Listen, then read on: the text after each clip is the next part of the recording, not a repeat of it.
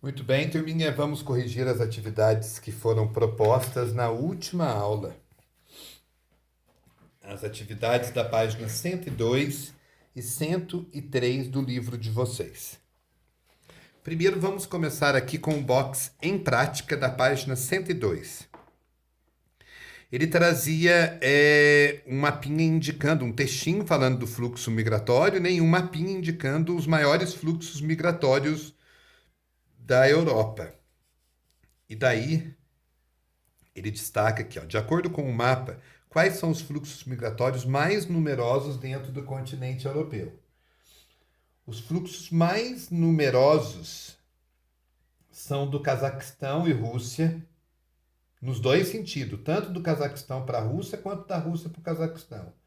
Entre a Ucrânia e a Rússia, nos dois sentidos também, tanto da Rússia para a Ucrânia quanto da Ucrânia para a Rússia. Da Turquia para a Alemanha, tá? Da Turquia para a Alemanha. Da Turquia para a Alemanha e para os Países Baixos. Quando eu olho aqui, ó, a Turquia, tá? Daí ele vem indicando pelas setas que vai até a Alemanha e para os Países Baixos. E depois ele também destaca a França e a Áustria, da Argélia para a França. Ó, da França para a Áustria e da Argélia para a França. Tá? Depois ele vem outro do Marrocos para a França e da Espanha para a Itália. Tá? São os maiores fluxos existentes. É lógico que eu também posso destacar aqui, ó, da Romênia para a Espanha, tá? Da Romênia para a Itália, ele vem esquecendo de colocar isso. A Turquia aqui, ele vai destacando a Turquia, ele não destaca a localização, mas de acordo com os textos que a gente já viu, a gente pode definir a questão da Turquia para a Alemanha, para a França. Quais países recebem mais imigrantes e por quê? Eu posso destacar o que mais recebe é a Alemanha. Primeiro que ela precisa de muita mão de obra e é um país altamente industrializado. Mas eu também tenho como destaque a França, a Espanha e a Itália, tá? Os três destacam aqui. E aqui a Rússia também entra nesse destaque. Então, eu posso colocar a Alemanha, a França, a Espanha, a Itália e a Rússia como os principais países receptores de imigrantes. Tá? E depois ele pergunta assim, por que são esses países? São os mais desenvolvidos economicamente da Europa. Tá? São os que têm economia mais dinâmica, que necessitam de mais mão de obra, por isso são os que mais recebem imigrantes. Depois tinha a pergunta aqui: há imigrantes na sua família? Converse com seus familiares, pessoas próximas. Gente, ninguém que eu tenha visto, assim, que eu tenha dado uma passadinha de olho, né? Porque pouquíssimos alunos entregaram atividade, ninguém tinha imigrante na família. Tá? Eu também não tenho imigrante na minha família. Então, assim a gente termina de comentar o em prática. Vamos para as atividades da página 103. Na página 103, eu primeiro tenho que fazer uma análise de mapa lá da página 92 para poder responder. Eu tinha que voltar lá na página 92, né? Olha aqui, o mapa da página 92, para eu poder responder. A pergunta era a seguinte, perdi a página aqui, só um minutinho. A pergunta era a seguinte: por que se denomina centro o espaço mais dinâmico da economia europeia? Por que se denomina centro? Olha aqui. Por que ela se denomina centro se ela não está no centro? Porque ela é o centro econômico do continente americano, tá? Além dela fornecer serviços de alta qualidade, é a região que tem altos investimentos em produção em produção, tem investimento em alta tecnologia, tá? E é a região onde se encontra as maiores bolsas de valores do mundo, tá? E que coordenam a economia da Europa num todo. É essa região, por isso que ela é chamada centro. Ela não está no centro em termos de localidade, mas é o centro econômico da Europa. Próxima questão. Quais são as metrópoles mundiais europeias? As metrópoles mundiais europeias são Londres, tá? Londres e Paris. Ó, você olha aqui no mapinha, ele me indicava quais eram as metrópoles mundiais. As maiores, Londres e Paris.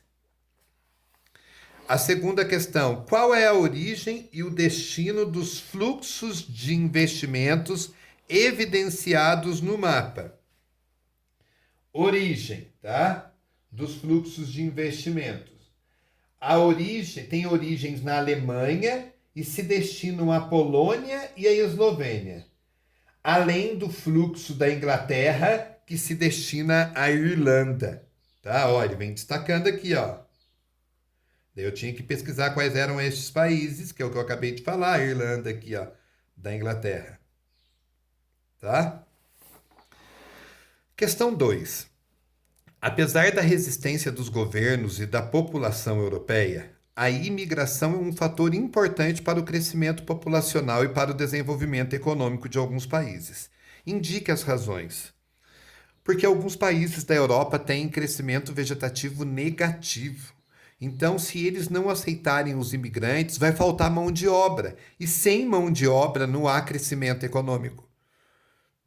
Então, eles necessitam desse imigrante por causa disso, para que o seu crescimento vegetativo não se torne negativo. E para que no futuro ele não tenha falta de mão de obra, que na realidade já acontece em alguns países. Agora, qual mão de obra? Não é aquela mão de obra tão qualificada. Tá? Que mão de obra que falta na Europa? A mão de obra para limpezas públicas, a mão de obra para faxina, a mão de obra para as merendas escolares. É essa mão de obra que falta na Europa. Do jardineiro, do construtor civil, que é o pedreiro. Tá? Essa mão de obra é escassa na Europa. Tanto é que quem vai para lá trabalhar nisso ganha muito dinheiro. Tá? Porque como ela é escassa, ela é muito bem paga. Questão 3.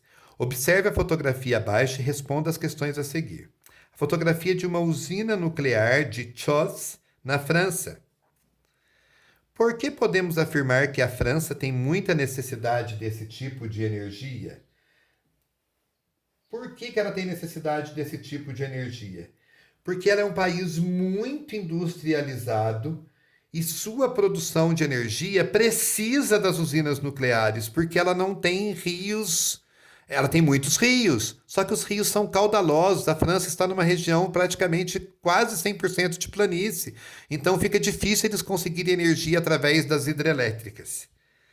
Esse tipo de usina gera que tipo de problema ambiental? Gente, teve uma grande parte de alunos que colocou, os alunos que fizeram, né? Que colocou a questão do vazamento. Mas a questão do vazamento é muito raro, tá? Já aconteceu no mundo pouquíssimos vazamentos. Chernobyl na Ucrânia, Fukushima no Japão por causa do tsunami, tá? Mas o maior problema enfrentado por ela é o lixo que ela produz, porque o lixo é radioativo e não tem onde se jogar lixo radioativo. Então, o que eles acabam tendo que fazer? Colocar esse lixo dentro de containers de aço muito grosso, e esses lixos são colocados muitas vezes no fundo dos oceanos. Muitas vezes eles pagam países pobres para poder receber esse lixo e enterrar esse lixo. Tá? Agora, ninguém me garante que esse aço não vai ser corroído em milhões de anos e não vai poluir o planeta. Então, o maior problema é o lixo tóxico que ela produz. Não é o vazamento. Que o vazamento eles tomam todo o cuidado possível. É muito difícil ter um vazamento. Se ocorre, faz um estrago que Nossa Senhora. Mas o lixo que ela produz, ele é constante e ele não tem lugar para ser colocado. Questão 4.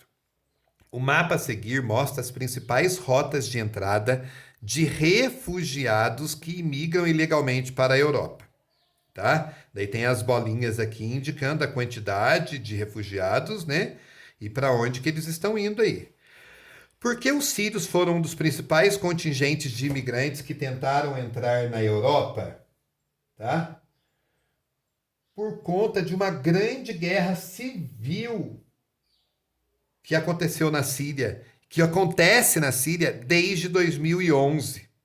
Por isso que eles são o maior número. Tá? Eles tentam fugir dessa região por causa de guerra civil.